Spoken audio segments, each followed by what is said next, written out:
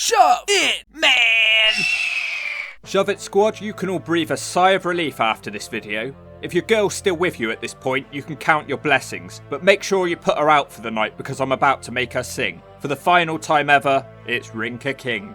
Random dudes are backstage receiving a lecture from Supreme Leader Jeff Jarrett. Sanjay looks like your little kid brother sat on the couch.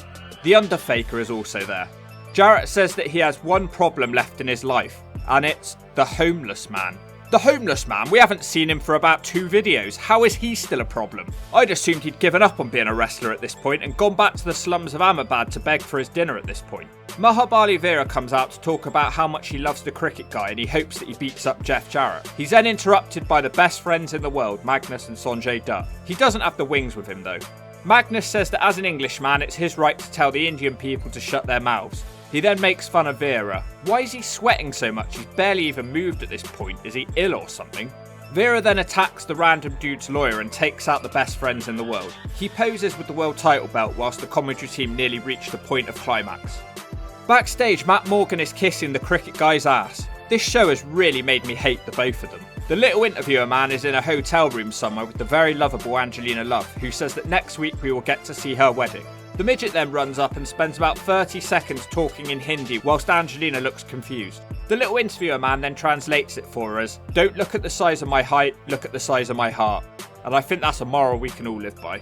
Back on the show, the Mumbai Cats, who are the Young Bucks before they made it, and they're coming out for a tag match against everybody's favourite Joey Ryan and Nunzio. The Sheiks are already in the ring and they don't get their entrances shown. The next team do get their entrances shown. It's my new favourite team. It's the obese 8-year-old Indian boy and the fake UFC fighter. Why did they get their entrances shown over the other teams? I'm honestly going to miss this guy when it's over. The boy starts out with some close pins on Sheikh Abdul but only gets the 2. Bashir then tries to suplex him but the boy is too fat. The boy then shakes his boobs with happiness and hits a scoop slam.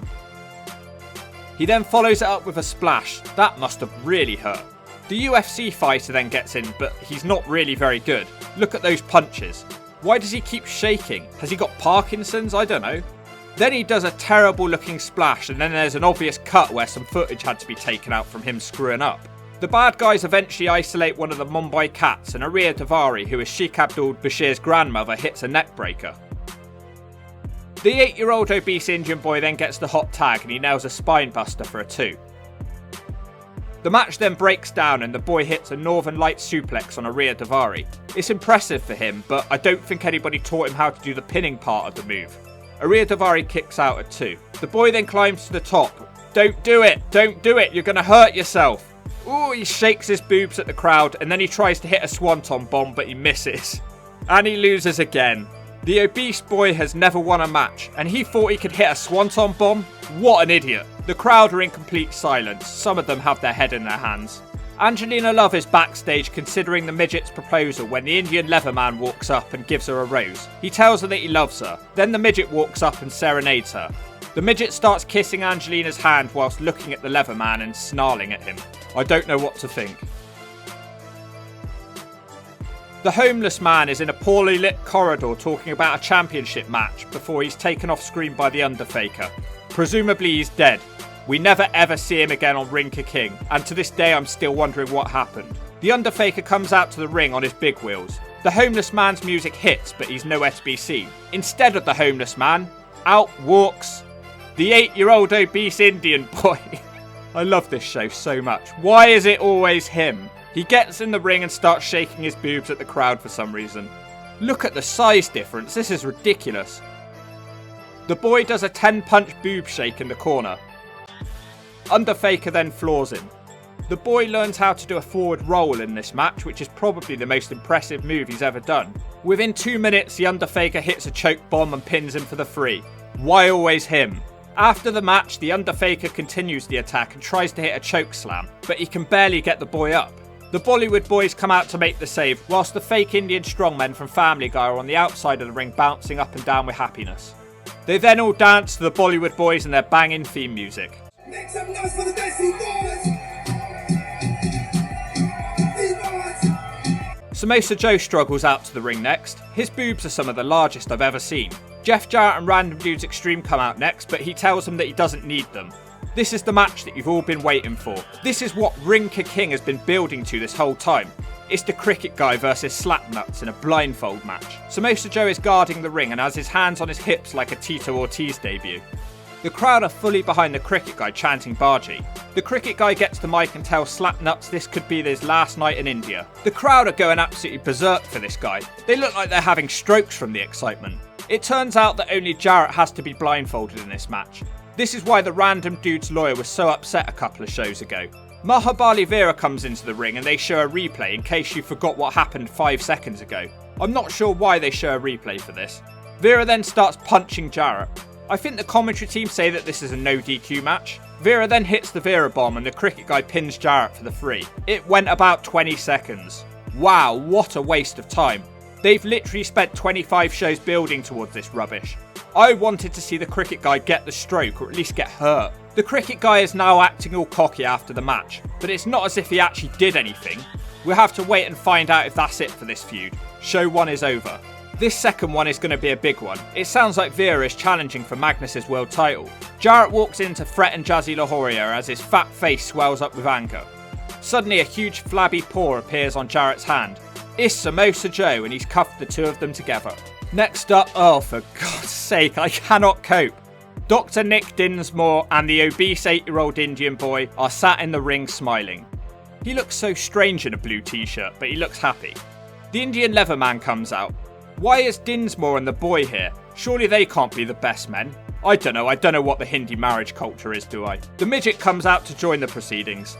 Look at this ring set. We've seen some bizarre wrestling weddings in our time, but this might take the cake. Angelina Love comes out, but she's not in her normal attire. I wonder who she's going to pick.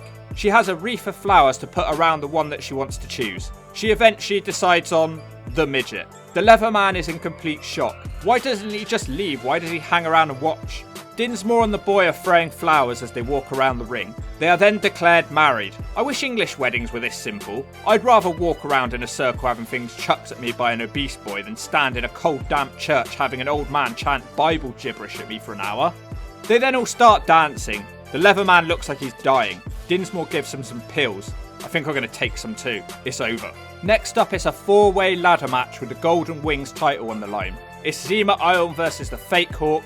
I'm interested to see how he gets on here. Versus Jimmy Don't Let Him Near a Mike Rave. It's Jimmy Rave, and I'm ready to get this match over with so we can party! Woo! Versus the champion, Sonjay Dutt. All of the 3 good guys team up on Sonjay, and then they hit a triple dropkick as he dives from the top. Double flapjack takes out the Fake Hawk. Jimmy takes another silly looking bump in this match as well. This sets up Zima Ion to dive on top of him. Zima gets the first ladder, but the Hawk slides it into him. Sonjay then takes the Fake Hawk out with a ladder. Jimmy and Sonjay do a silly looking spot with a ladder. It just doesn't look very realistic to me. Zima Ion then back body drops Jimmy Rave onto a ladder. Zima then goes to get the wings, but the Fake Hawk springs into the ring and kicks Zima off the ladder. Shades of AJ Styles there. Fake Hawk then climbs the ladder, but Sonjay Dutt suplexes him from it. Zima then tries to take control, but Hawk drop toe holds him onto the ladder. Sonjay then attacks him and takes him out on the outside. Zima and Jimmy get pushed off the ladder by Sonjay.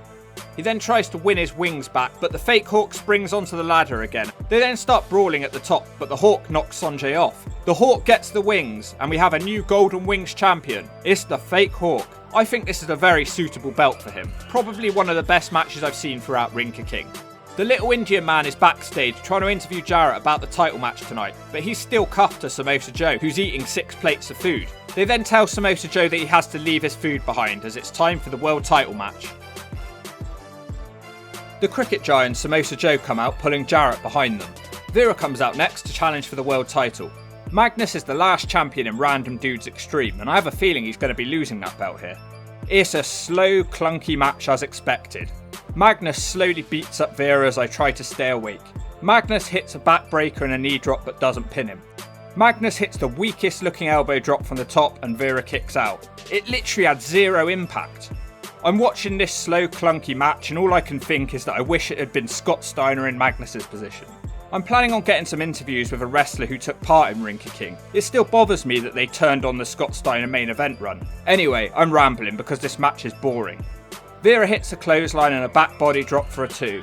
Shera then goes for a splash in a corner, but Magnus pulls the referee in the way. He then hits a suplex on Shera. Magnus grabs his belt from the outside, but the cricket guy stops him from using it. Vera then hits the Vera bomb, and it's over. Where were Steiner and Abyss?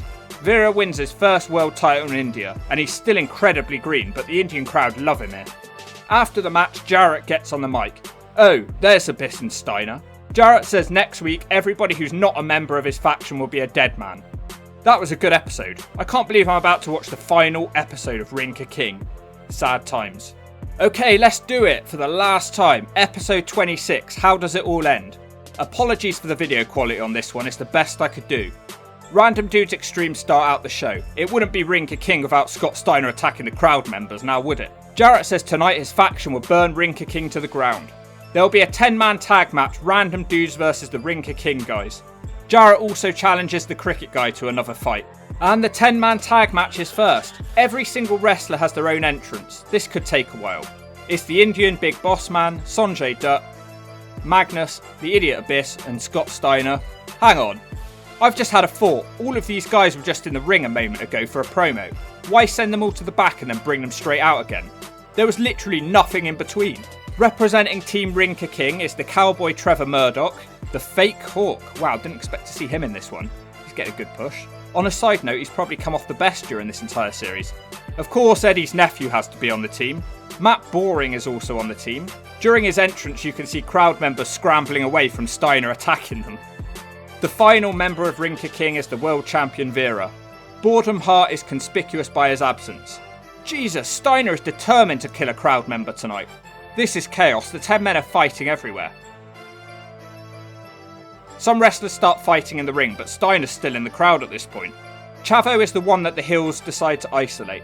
After a very long time, Eddie's nephew powerbombs Sanjay and makes the tag to Matt Boring. The match breaks down and everyone starts doing moves. Chavo takes out everyone on the outside. This leaves the Indian Big Boss Man in the ring with Vera, who bombs him for the free. The little Indian man is in the middle of the road when Angelina Love and the midget drive up in their little red pickup truck with Samosa Joe in the back for some weird reason. It can barely move and it sounds like it's about to break down. They then recount the cricket guy and Jeff Jarrett's feud for 5 minutes, in case you forgot. Jarrett comes out on his own next. The cricket guy comes out with a cricket wicket. Jarrett has his guitar in hand and it doesn't look like either of these two are backing down. They both finally put the weapons down. Jarrett keeps running away because he's scared of the cricket guy for some reason. He tries to leave up the ramp, but Samosa Joe is there to stop him. Joe forces him to go back to the ring. Random Dudes then come out and Samosa Joe beats them all up and they run away. Jarrett and the cricket guy start pushing each other around and the cricket guy eventually knocks Jarrett over. Jarrett tries to punch him, but the cricket guy dodges and starts skipping like Shane O'Mac. The cricket guy starts slamming Jeff in the corner and Jarrett collapses. He then tears Jarrett's t-shirt off that says "I hate onion bhajis" and starts choking Jarrett with it. The lights then go out. Random Dudes are in the ring and they have the cricket guy. He's finally going to get his comeuppance. Jarrett has his guitar in hand. Do it! Hit him! Hit him! Team Ring of King run out to make the save. Oh, for God's sake. Jarrett smashes Vera over the head with his guitar. The cricket guy then beats up every single member of Random Dudes with his cricket wicket. The Underfaker then appears on the ramp with all the belts in his hands and gives them back to the Random Dudes, including the Golden Wings. Random Dudes then run outside and climb aboard a red truck. Well, it wouldn't be a blue one, would it? They climb all over the back of it and then the truck drives off. The show's over. Jarrett would never get his comeuppance because Ring of King wasn't renewed for another series, so the cricket guy never got hit. He also didn't get that much revenge on Jarrett. The dude stole all the belts, but the bigger question that we all continue to ask until the end of eternity is what on earth happened to the obese 8-year-old Indian boy, my favourite character on this entire series?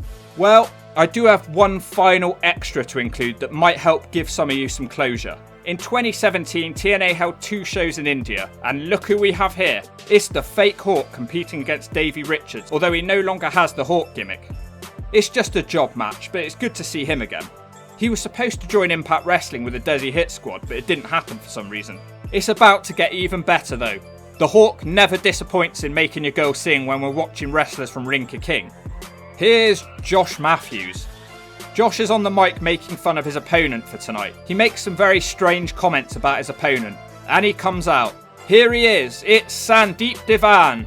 Or as you all know him, oh my god, it's the 8-year-old obese Indian boy. And the boy is grown up now. He has a beard. It's another job match. Matthews hits him with the Swanton bomb. He then puts the boy in the Steiner recliner and the boy taps out. So the boy has still never won a match, and losing one to Josh Matthews is about as embarrassing as it gets. So I hope that all gave you a bit of closure. Rinka King, I'm really going to miss you. I wish wrestling nowadays could be as fun as this show was. You've all been great. Thank you for your support in this series. Thank you so much and good night.